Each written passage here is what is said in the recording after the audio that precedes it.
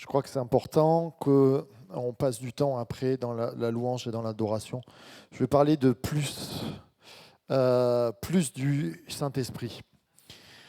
Nous sommes l'Église. Il nous est dit que l'Église grandissait par l'assistance du pasteur, par l'assistance du prophète, par l'assistance de l'apôtre, par l'assistance du Saint-Esprit, plus du Saint-Esprit dans nos vies. Alors, si je pose cette question, tout le monde me dit, mais oui, plus du Saint-Esprit. Sauf que, et oui, dans l'application réelle, même en étant pasteur, même en connaissant cela, même, eh bien, on fait souvent sans le Saint-Esprit.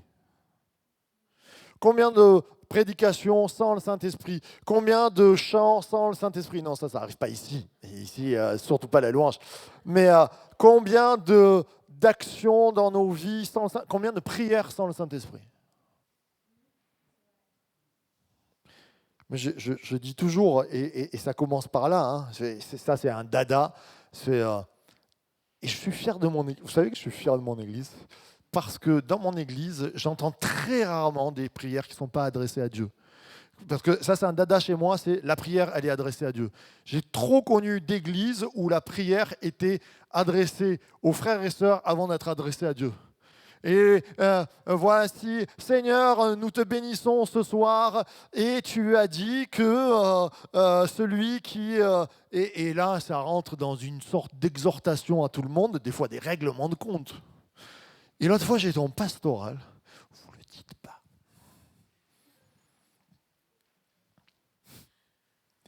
Et un gars commence à... un pasteur, Seigneur. Un pasteur, il commence à prier, à nous refaire la prédication et à rajouter des points qui n'avaient pas été dits, bien sûr, parce que lui, il était plus intelligent qu'il fallait les dire quand même, ces points. Et voilà, il prêche en prière. Et ça m'a échappé. J'ai dit, mais quand est-ce qu'il se met à prier Jésus-Christ? Et j'avais des copains pasteurs à côté de moi, ils sont écroulés de rire. Mais ça m'est sorti que j'étais presque en colère. Et on se moque. On prie Dieu. Et je dis bien, il y a des prières qui sont faites sans le Saint-Esprit ou par le Saint-Esprit. Et ce n'est pas la force, la puissance, c'est pas mais on le sait, on le sent, on le connaît dans nos vies. Il y a des petits déjeuners qui sont faits sans le Saint-Esprit ou avec le Saint-Esprit. Vous savez que tout peut se jouer à un petit déjeuner. Prenez votre petit déjeuner avec votre épouse, votre ami, et là, ça peut dégénérer avec un mot, ou ça peut être bénissant par un mot rempli du Saint-Esprit. Je rappelle le Saint-Esprit, juste comme ça, on ne sait jamais, on a fait des cours là-dessus, tout ça, mais des fois on oublie. Le Saint-Esprit n'est pas juste une sorte de vapeur, un nuage, oh la gloire de Dieu, les paillettes, tout ça, non. Le Saint-Esprit n'est pas non plus une sorte de petite conscience dans notre tête qui vient nous susurrer comme si Dieu nous envoyait des paroles du ciel au loin. Non, le Saint-Esprit est Dieu, personne divine, coupée, on va dire, parce que Dieu est un et en même temps trois en un. Il s'est manifesté en Jésus-Christ homme, il est Dieu le Père, et depuis que l'Église est née, une partie de Dieu est venue pour habiter dans nos vies, à nous et dans l'Église rassemblée. C'est Dieu au milieu de nous, c'est Dieu en nous, c'est-à-dire la personne de Dieu. C'est pas juste, là il y a une atmosphère, le Saint-Esprit, on sent le Saint-Esprit. Non, tu peux te lever seul et être rempli du Saint-Esprit. Tu peux être au volant de ta voiture et être rempli du Saint-Esprit. Tu peux prêcher et prêcher sans le Saint-Esprit. Et pas amen, là. Et ça change tout quand nos vies sont mues, dirigées par le Saint-Esprit. Alors c'est un effort, un petit peu.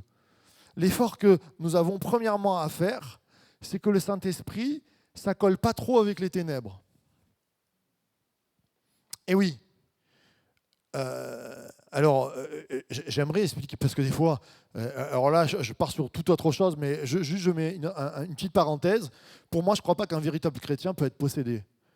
Ce n'est pas biblique. Alors je sais qu'il y en a qui le disent, mais quelqu'un qui est rempli du Saint-Esprit, la lumière, elle ne marche pas avec les ténèbres.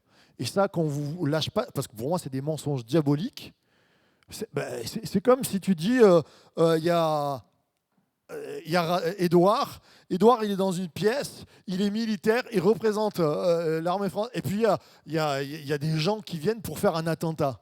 Et puis, Édouard, il dit, ouais, bon, allez-y. Tu vois, il fait la sécurité, Édouard, là. Et dimanche, avec Enzo, il y a des gens avec des M16 qui arrivent. Il dit, rentrez, faites un massacre. Parce que, juste, les démons, ils sont là pour faire des massacres dans les vies. Donc si tu es rempli du Saint-Esprit, ils ne sont pas copains, quoi. Et le Saint-Esprit, s'il remplit ta vie, il ne laissera pas. Ce n'est pas du tout pareil avec les liens de la chair. Parce que la chair, elle a des aspirations. Et si j'allais dire, si je commence à prendre du vin, parce que là on va prendre je prends du mauvais vin, et j'en prends. Il va y avoir des addictions dans ma vie. Et bien sûr, je ne vais pas pouvoir lâcher parce que ma chair, ou mon âme, des fois, mon âme a été blessée et je ne pardonne pas. Ça va être des trucs. Et si je ne laisse pas le Saint-Esprit, mais quand le Saint-Esprit est là, Satan diminue. Et il file et il s'enfuit loin de nous. En fait, une vie remplie du Saint-Esprit, c'est une vie qui est en paix. Et ça, c'est important. Le Saint-Esprit, il est descendu comme une colombe. Une colombe, il n'a pas été dit l'image et il est arrivé comme une rapace, tu vois. Imagine-toi, le Saint-Esprit descend comme une rapace, on se dit, ouh, ça fait peur. Non, le Saint-Esprit, il amène la paix, il amène la douceur, il amène la tranquillité dans nos vies. Et c'est important de comprendre que quand tu pêches, le Saint-Esprit, il ne s'impose pas, mais il ne peut pas habiter dans un endroit où les ténèbres sont accueillies. Quand on accueille les ténèbres dans nos vies, vous allez me dire, non, mais moi, je ne fais pas de la sorcellerie. Ok. Quand j'accueille du non-pardon, c'est-à-dire que ma sœur, elle... Voilà, impardonnable, ça, voilà, je ne vais pas pardonner. Impardonnable. Non, je plaisante, mon frère. Vas-y, tu peux éteindre. Quand je ne pardonne pas, ça veut dire que je sors du plan de Dieu, de ce qu'il veut faire pour moi. C'est-à-dire Jésus a donné sa vie pour qu'il y ait de l'unité, pour qu'on puisse pardonner à nos frères, pour qu'on vive dans l'amour. Ce n'est pas accepter tout. Attention, hein, le pardon, c'est pouvoir relâcher la faute, pouvoir enlever ça et dire je remets ces choses-là à Dieu et on avance. Et quand on n'arrive pas à pardonner, à un moment donné, si on n'arrive pas à passer là-dessus, et qu'on dit ah non, ça je le retiens, eh bien, on laisse quelque chose de pas bon qui va empêcher le Saint-Esprit de venir accomplir le ministère dans nos vies. Donc, ça, c'est... Et puis, il peut y avoir des addictions. Quand volontairement, on se dit « Ah non, mais là, ça, je ne vais pas pouvoir m'en passer ». Alors, quand c'est compliqué, quand c'est une lutte. Mais quand c'est une peau de banane, ok. Mais quand, plutôt, on se jette dessus, là, c'est différent. Et qu'il n'y a pas de lutte. Parce que des fois, il y a des luttes pour le corps. Ce n'est pas toujours simple, je sais. Mais quand il n'y a pas de lutte et qu'on ouvre à tout, le Saint-Esprit ne peut plus agir. Il est très fort, mais jamais il ne viendra passer au-dessus de notre choix et de notre volonté. Jamais. Le Saint-Esprit nous laisse libres. Mais si tu lui dis, là, j'ai du non-pardon, j'arrive pas à pardonner à Enzo parce qu'il a des beaux cheveux, qu'il est plus grand que moi. C'est quoi notre réaction? Dieu veut habiter en nous. Eh bien, il faut lui dire, j'arrive pas à pardonner à Enzo, il a trop des beaux cheveux, il est grand, regarde comme il est grand. Saint-Esprit, aide-moi. Le Saint-Esprit, il est là pour nous aider. N'ayez pas honte de demander à Dieu, viens m'aider. Saint-Esprit, j'ai des problèmes avec la pornographie. Viens m'aider. Saint-Esprit, j'ai des problèmes avec ma colère. Viens m'aider. Vous savez, je le dis souvent, j'étais libéré de la colère. Alléluia. Mais j'avais des maux de tête tellement j'étais coléreux quand j'étais jeune, quand j'avais 20 ans. Et je suis allé voir ma mère en lui disant, mais qu'est-ce que je peux faire, quoi? Et elle ne m'a pas dit, prends des médocs, j'en sais rien. Mais elle m'a dit, écoute, t'es chrétien, va prier. super bon premier réflexe. Je suis allé dire à Jésus, moi j'arrive pas à gérer. Je suis au volant de ma voiture, quelqu'un qui me fait une queue de poisson, je sors, j'ai envie de le taper, et c'est pas bon. Moi j'arrive pas à gérer. Est-ce que tu peux gérer parce que tu vis en moi? Mais bien sûr que le Saint-Esprit gère. Bien sûr, il devient notre ceinture de sécurité. Il nous bloque, tchac. La vie avec le Saint-Esprit, c'est ce qui va vous permettre de tout changer. J'aimerais qu'on puisse réaliser ça et je vais essayer d'imprimer les prochaines semaines, quand je prêcherai, parce que je prêche en alternance le mardi, mais d'imprimer sur la vie du Saint-Esprit. Mes frères et sœurs, si l'Église vit sans le Saint-Esprit, on est amené à des œuvres stériles. Si nous vivons nous-mêmes dans nos vies, sans le Saint-Esprit, nous sommes amenés à faire des œuvres stériles. Je me rappelle encore, j'ai été marqué, j'avais comme professeur Claude Houd, le pasteur Claude Houd, et un jour, on était 14 février, et c'était court, et là, il nous fait « Bon, j'espère que vous avez prévu pour la Saint-Valentin quelque chose ?» Moi, j'avais rien prévu, j'étais dans un pays éloigné, en Israël, tout ça. Je me suis dit, et là, il fait, par exemple, le frère Marc qui est là, il a dû préparer pour sa blonde, je crois qu'il dit un truc comme ça, parce qu'ils disent ça souvent les Canadiens, quelque chose. Et là, il me dit, t'as préparé? Et il nous raconte. Pour ça, Nico, ne m'en veux pas. Maintenant, je marche comme Claude Houd, je te conseille. Et il me raconte. Et il me dit, un jour, j'étais en train de prier. C'est là toute la différence. Vous pouvez faire des prières liturgiques, ou vous pouvez faire des prières en disant, Saint-Esprit, conduis-moi dans mes prières. Et le Seigneur lui dit, le Saint-Esprit lui rappelle, il dit, hey, c'est la date d'anniversaire de ton mariage. Et là, il a préparé quelque chose. Le Saint-Esprit, même pour bénir les autres, il va nous mettre. Et combien de fois je suis en train de prier et le Seigneur me dit, tiens, tu devrais appeler, tiens, tu devrais envoyer un texto, tiens, tu devrais aller voir. Et le Saint-Esprit vient me percuter, tiens, tu devrais demander pardon. Des fois, quand tu pries, tu es là, et puis le Saint-Esprit te montre une phrase que tu as dit que tu avais oubliée. Saint-Esprit, Dieu vivant, qui connaît tout en tout, qui est omniscient, omnipotent, il vient nous aider à vivre dans l'unité. Je ne crois pas à l'unité de l'Église sans le Saint-Esprit. Avec toute la bonté d'italianisme que je peux avoir pour vous et tout ce que vous voulez, à un moment donné, on va se friter. Et quand on va se friter, s'il n'y a pas le Saint-Esprit entre nous, eh bien, on va être charnel et on va être comme les humains qui se divisent et qui disent « Ah, ben, je trouve que ce parti politique dans lequel j'étais ne me va plus et je vais aller en face. » Et waouh, poum. Nous, on est appelés à l'unité. Et l'unité, elle ne se fait que par le Saint-Esprit. Je crois que beaucoup de problèmes arrivent dans les églises parce qu'il n'y a pas le Saint-Esprit. Parce que les croyants ne sont pas remplis du Saint-Esprit. Parce que les pasteurs ont oublié que le Saint-Esprit était le Dieu qui faisait bouger leur foi, leur vie. Moi, je vous demande pardon toutes les fois où je n'ai pas été rempli du Saint-Esprit. Mais ça m'arrive plein de fois. Et il n'y a pas d'excuse. Je suis humain. Mais à un moment donné, tout ce qui est fait sans le Saint-Esprit amène à quelque chose de charnel et pas un fruit fort. Je voudrais prendre comme passage Luc au chapitre 4 et au verset 1. Sortez vos Bibles. Je vais prendre une bouteille d'eau en même temps. Vous montrer 3 exemples, simplement, de vie par l'Esprit. Luc au chapitre 4 et au verset 1.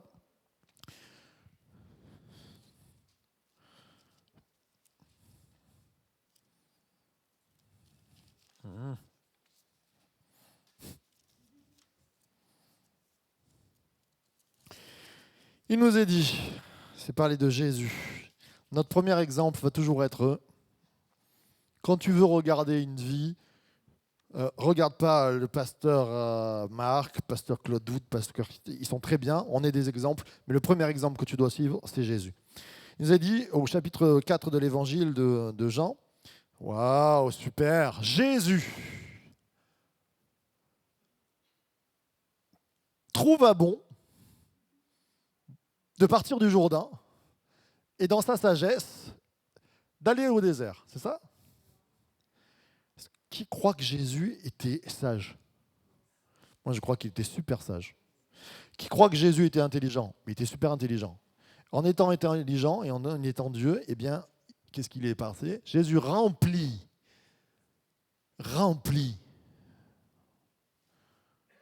ma bouteille est remplie, là, remplie du Saint-Esprit, revint du Jourdain, et il fut conduit par l'Esprit dans le désert.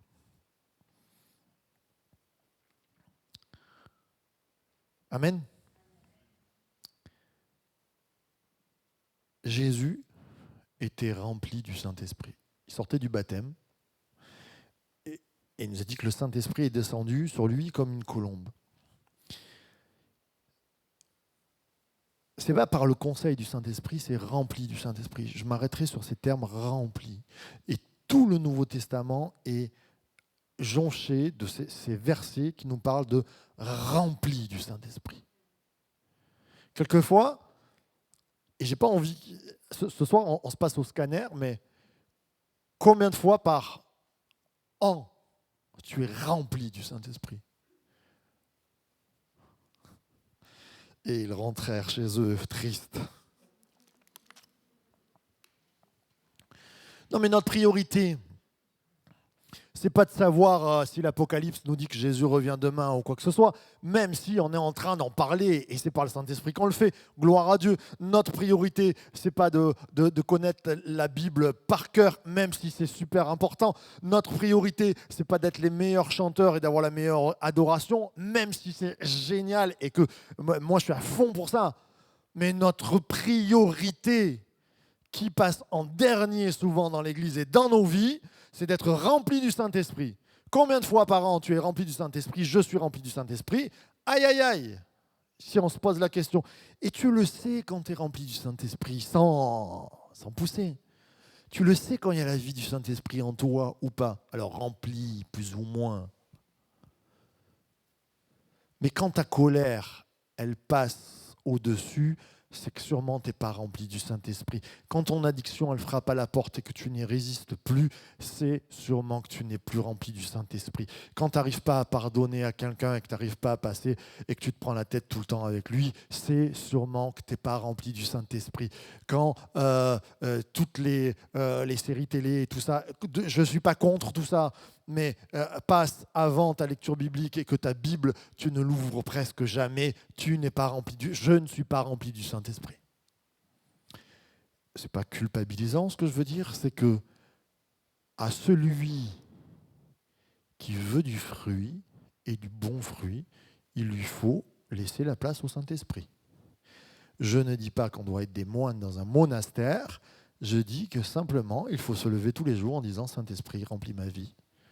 À midi, remplis ma vie. Ce soir, remplis ma vie. Et pas que quand on est à l'église avec Valérie, qu'on est super content de se retrouver, qu'on fait Alléluia, remplis-moi.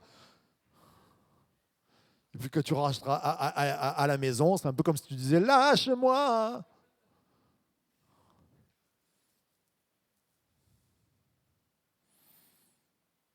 La différence pour Jésus, et c'est fou parce que Jésus fut envoyé au désert. Franchement, s'il avait eu un peu de côté humain, il aurait dit désert, il fait chaud, je ne vais pas manger, je ne vais pas boire, je vais passer un temps. C'est pas le Club Med, hein, il est parti pendant 40 jours. Waouh, en plus, il va être tenté par le diable en frontal, quoi. C'est pas le bon moment. Et Jésus, rempli du Saint-Esprit, passe par là. Pourquoi? Parce que une fois qu'il est passé par cette épreuve et qu'il résiste au diable, le diable sait déjà que l'envoyé, le Messie, est là et qu'il va y avoir de la résistance. Le combat est parti et il part fort. Et je crois que dans nos vies, combien de fois on s'est incliné parce qu'on n'était pas rempli du Saint-Esprit. Et parce qu'on a cru que le désert qui était en face de nous, il nous a tellement fait peur qu'on n'est pas rentré. Et donc, on n'est pas rentré dans le plan de Dieu. Il y a des fois où Dieu nous amène dans des déserts, des fois, il nous amène dans des oasis. Oui. Pour, en tout cas, se préparer, parce c'est un temps de préparation, Dieu voulait ça, et en même temps, parce qu'on voit la finalité du désert, il résiste au diable. Et je crois que ça, c'est une très bonne leçon.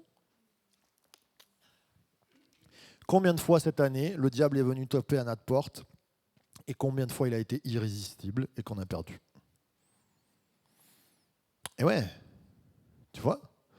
Et quand tu sors de quand il y a une victoire, moi je me souviens, première fois que j'ai prié pour quelqu'un, moi, enfin il y avait ma femme, pardon, mais aussi, nous, et que j'ai vu une délivrance nette et claire d'un démon,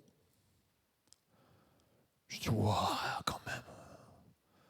On est petit, mais la puissance de Dieu, elle est forte. Hein. Et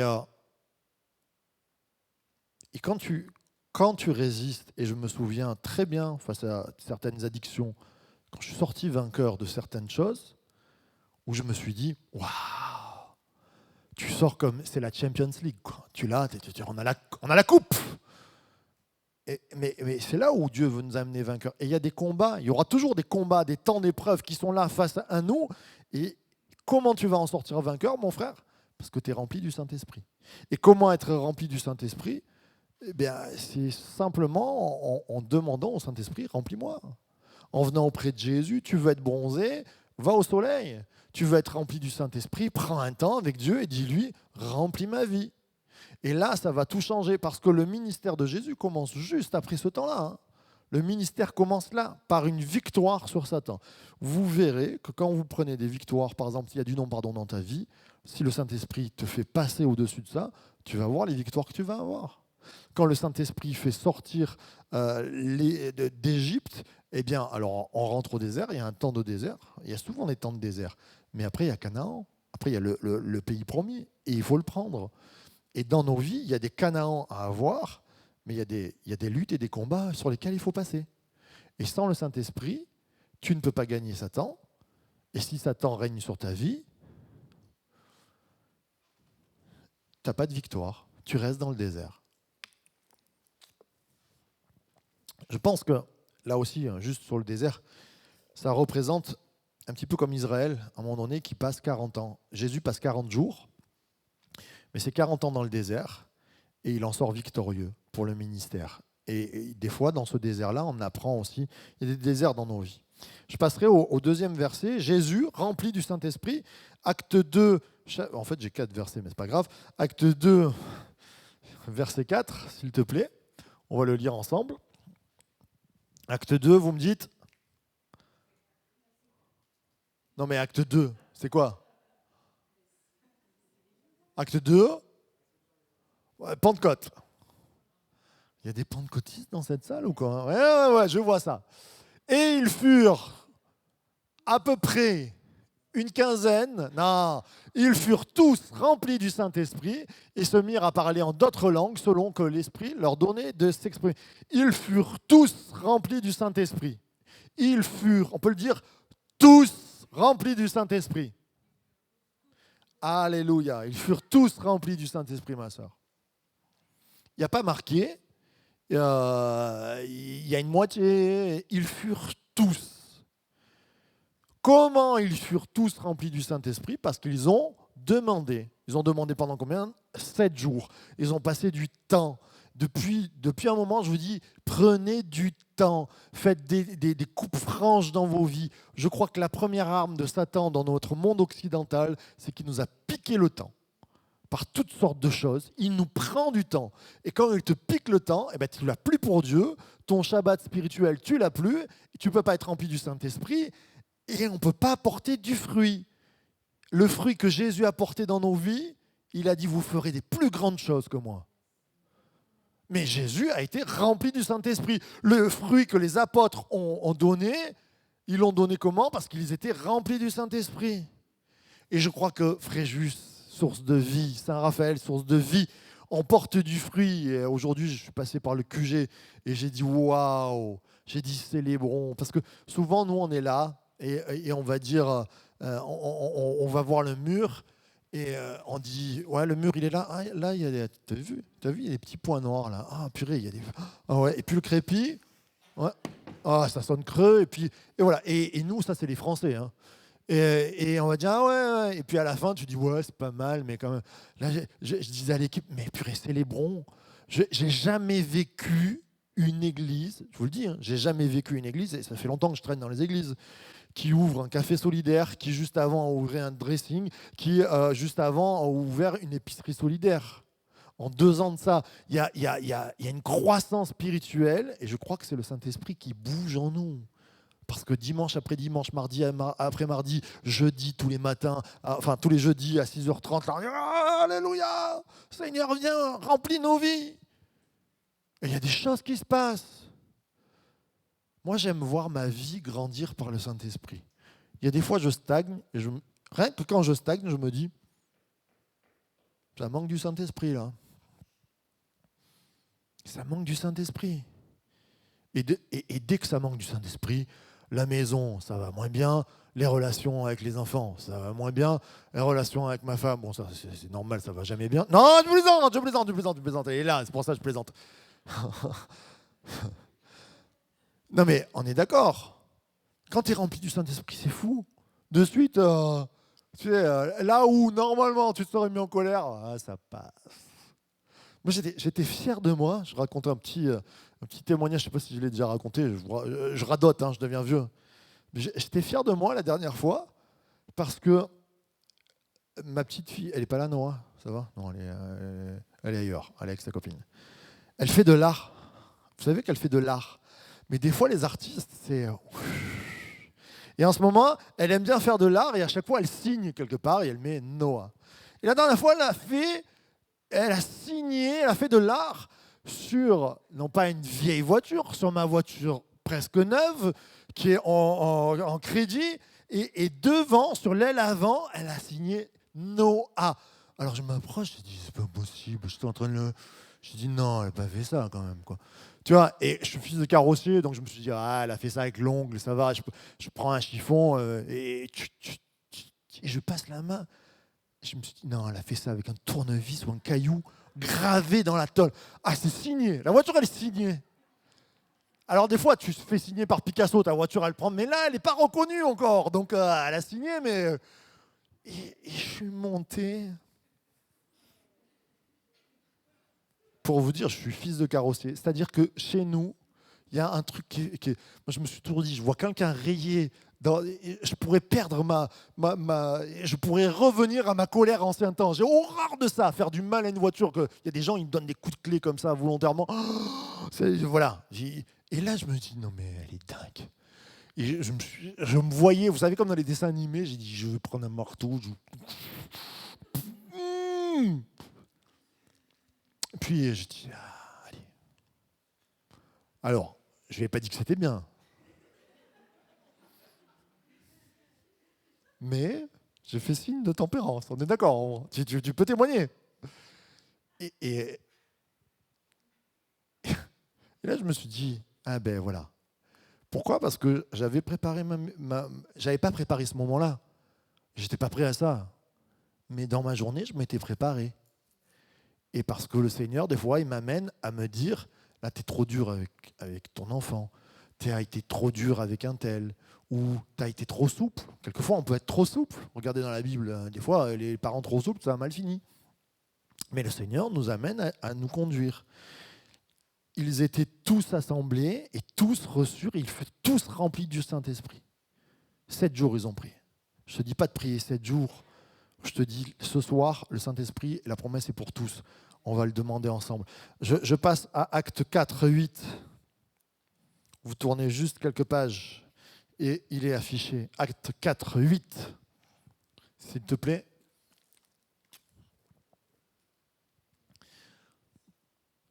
Alors Pierre, on retombe encore sur les mêmes mots, mais c'est plein de fois, je n'ai même pas regardé combien de fois, rempli du Saint-Esprit, et là, il se met à prêcher, et il nous est dit que, relisez-le quand vous avez le temps, ce soir, au lieu de regarder Netflix, vous lisez chapitre 4, vous regardez.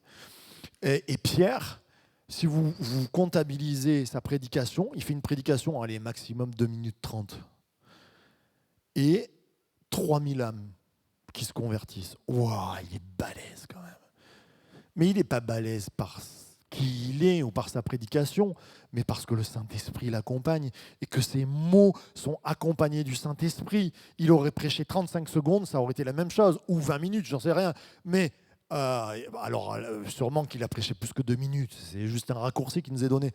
Mais ce qui est fou, c'est que un mois avant, Pierre, c'est un gars détruit par la culpabilité. 45 jours avant, on va dire, il est détruit par la culpabilité. Qu'est-ce qu'il a fait? Il a trahi son meilleur ami, Jésus. Et quand ils se recroisent, d'ailleurs, on le sent mal, on le sent super mal. Il y a un moment où c'est tendu, quoi. Heureusement, Jésus va l'amener au pardon et va lui dire, allez, va chercher avec tes frères le Saint-Esprit. Quand il est rempli du Saint-Esprit, 2 chapitres avant, c'est-à-dire la même journée, rempli du Saint-Esprit, il sort, il prêche, rempli du Saint-Esprit, et 3000 âmes sont sauvées. Moi, ce que j'aime, c'est qu'il commence par la prédication en disant « Vous avez condamné le Christ ». Et on se dit « Non, mais c'est lui qui parle, il a renié avant ». Mais pourquoi? Parce qu'il a été lavé. Et quand tu es rempli du Saint-Esprit, le Saint-Esprit libère. Il appelle ses enfants à la liberté. Quand j'entends un Nicky Cruz qui prêche la repentance, qui dit « Repentez-vous », ben, si tu reviens à l'époque où il tuait des gens et tout ça, tu te dis hey, « C'est toi qui m'appelles à la repentance ?» Oui, parce que la liberté des enfants de Dieu lui a été donnée dans ce moment.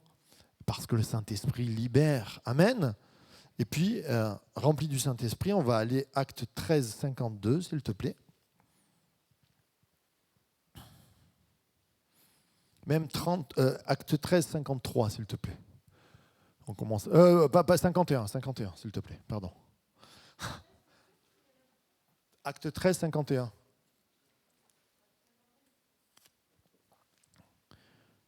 Voilà, et après on va aller au 52. Hein. Voilà, à 51. On a un passage où Paul et Barnabas ne sont pas bien reçus en mission. Et ce qu'ils font, c'est un peu étonnant. Ils nous ont dit, Paul et Barnabas, c'est pas péché ce qu'ils font, c'est pas là-dessus que je veux, mais il y a un moment où ça s'est mal passé. Bon, Paul et Barnabas secouèrent contre eux la poussière de leurs pieds et allèrent à Icône. Alors ça, ce verset, on le connaît. Ok, mais juste après, tandis que les disciples étaient remplis de joie et du Saint-Esprit. Et ce verset, je vous dis, c'est en bossant cet après-midi, là, je me dis, c'est quoi ce verset? Je ne l'avais pas vu. On passe de, voilà, ça s'est mal passé là-bas, mais à côté, il y a des disciples qui étaient remplis, et ce n'est pas les disciples, les apôtres, c'est des disciples qui étaient remplis de joie et du Saint-Esprit. Et ça veut dire que des fois, il y a des champs de mission. Pour ça va être dur. Et ce n'est pas parce que c'est dur dans un champ de mission que la joie est perdue par les disciples et qui ne sont pas remplis par le Saint-Esprit. On aura des batailles qu'on va perdre, les frères et sœurs. On aura des morts au milieu de nous, peut-être. On aura des choses inattendues, des accidents. Enfin, je veux dire, c'est le même Paul et Barnabas qui faisaient des miracles, qui prêchent, et il y a des milliers qui se convertissent. Ils vont quelque part et ça se passe mal, et ils sont obligés de partir en secouant la poussière en disant allez courir ailleurs, quoi. Ça se passe mal. C'est juste avant, ça se passe mal. C'est comme ça pourrait être vécu comme un échec. C'est suivi par tandis que les disciples étaient remplis de joie et du Saint-Esprit. Mes frères et sœurs, on va sûrement vers des temps qui vont être difficiles, où on va peut-être pas toujours gagner, où on va va pas avoir les victoires qu'on attendait. Jésus, il prie, il nous a dit, il y a des endroits où il prie pour les malades et tous les malades étaient guéris. Il passe à Nazareth et personne n'est guéri presque. Et là, on peut se dire, waouh, il se passe quoi? Et on pourrait être dans la déprime, comme les disciples qui ne comprennent rien. Quand Jésus meurt, c'est la déprime, c'est les rats quittent le navire, j'allais dire, c'est terrible, mais c'est comme ça. Et bien là, parce qu'ils sont remplis du Saint-Esprit, ils sont dans la joie, même quand il y a une défaite, une pseudo-défaite, un moment plus difficile. Et moi, j'aime cette église où cette église du début, où il nous a dit que la persécution arrive à Jérusalem, ils sont obligés de partir, il n'y a que les disciples qui restent un peu à Jérusalem, enfin les apôtres, mais presque tout le monde, tous les chrétiens sont obligés de partir. Mais ils partent, et qu'est-ce qu'ils font? Ils évangélisent, ils ouvrent des églises ailleurs, en Samarie, en Judée, dans le monde entier. Et c'est ce qui fait que l'église, boum, explose. C'est-à-dire que de tout problème, ils en font une opportunité. Et ça, c'est le Saint-Esprit. Quand il y a des problèmes qui viennent toquer à ta vie, tiens, je tape sur votre épaule, mais moi je me rappelle il y a 4-5 ans, quand il y a un gros problème qui est arrivé dans la vie de Enzo et Esther, ça a été un problème, mais par le Saint-Esprit, ils en ont fait une opportunité. Et aujourd'hui, ils peuvent en témoigner. Et il va sûrement y arriver des problèmes dans nos vies, ça va être des problèmes, mais Dieu va en faire une opportunité. Et il ne faut pas qu'on reste sur le « ça s'est mal passé ». Imagine-toi, là, ils seraient rentrés, nous, à la française, pas les Barnabas, ils rentrent « Ouah, quoi, ils vous ont mis dehors et tout, on en aurait parlé, ah, le monde est dur, cette génération, elle ne comprend plus rien, et puis c'était pas comme ça avant, avec Jésus, ça se passait bien, on est vraiment dans les temps de la fin, et pleurons ensemble ». Non, mais souvent, on fait ça, quoi. Puis après, on tombe dans des trucs de dingue, quoi.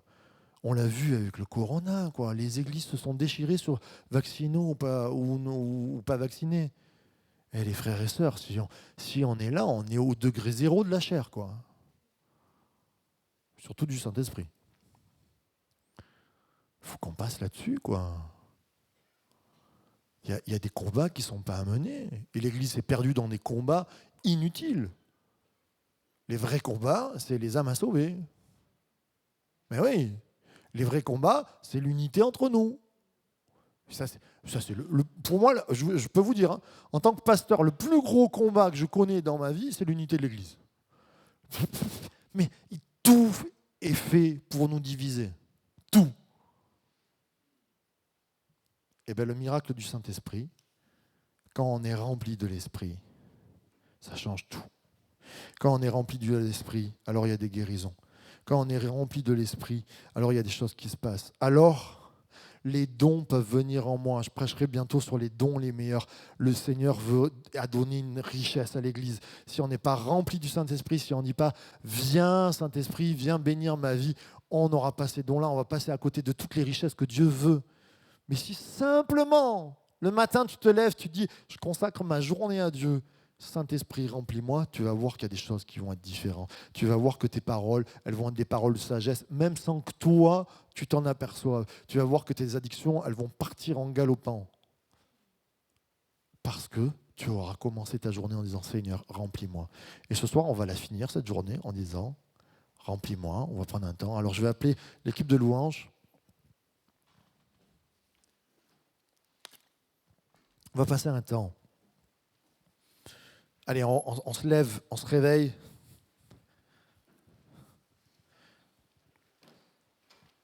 Ce soir, dans la simplicité,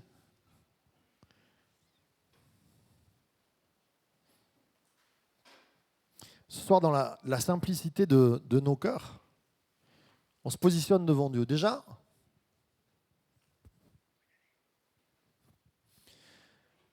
on va demander pardon au Seigneur.